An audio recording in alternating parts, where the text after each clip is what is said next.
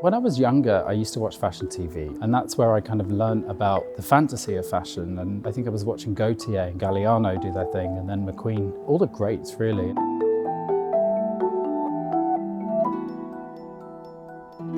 When I grew up, my father had an auction house and it was all kinds of things would come in, but I would just walk around like look in the boxes and I'd open everything up and just stare at the details. And I think for me, it was a really great experience to kind of, I didn't know what I was really looking at, but I knew that I liked them and I was always just wondering how things were made. So I like to, if I have some nice garments, if I really want to understand how they're made, I rip them up.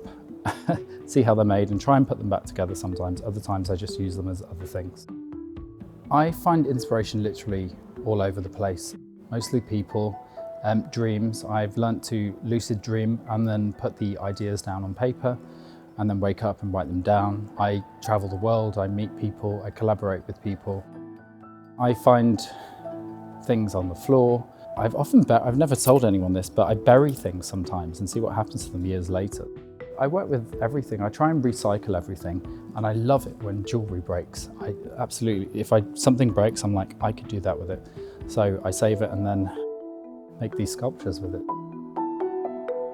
I build around my body, I cover up, and then start adding things and keep going, and sometimes I just don't stop, and it's ridiculous. And other times I really think about things.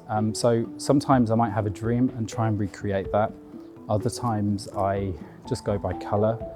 Sometimes I make a mistake and I think it's the best thing I've ever done, so it's good to go with mistakes. I use my body as a canvas, and as you would a sculpture or a painting, you add layers and you build up, but I do that on my body. And then once I've worn them, they become sculptures for the public. For Fashion in Motion, I am presenting 11 of my sculptures from Be Yourself, Everyone Else is Already Taken. So I brought some of my favourite pieces to the V&A, to the Raphael Gallery. One of them is my Honorary ID magazine cover look. I brought someone called the Prime Minister.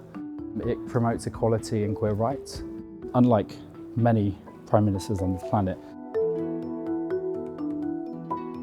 There's a piece from the Queen's Platinum Jubilee. It was a commission by Rachel Terrioni and the London College of Fashion and myself.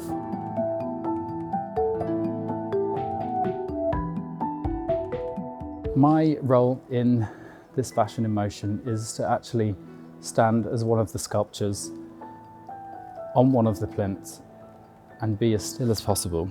It's just very hard because you have to breathe. And just to be one of the sculptures for a day.